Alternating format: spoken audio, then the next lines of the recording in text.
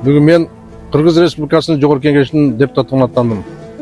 Елімдің баба диқанның, фермер, мұғалім, врачтың қызықшылығын қорғау үшін. Мен баткен елін жүрен өйген негізгі көйгөйлерді білем. Менің мақсатым ішті сөз менен емес, іш менен дәлелдеу. Туғаным, бүгін мамлекет кесіпке өз ішін білген әдістерге мұқтаж. Біздің диқан Қырғызстанның символы. Бирок алар колдоосуз өнүгө албайт. Мен сунуш айтылам.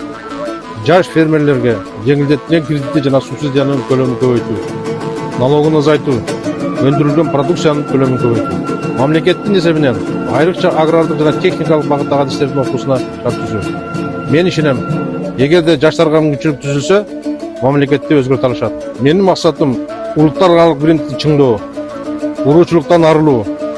Мен эң негизги тилегим улуттар аралык биримдикти чыңдоо, уруучулуктан арылуу менин эң негизги тилегим жана максатым. Элиң менен бийиксиң, элиңден чыксаң кийиксиң.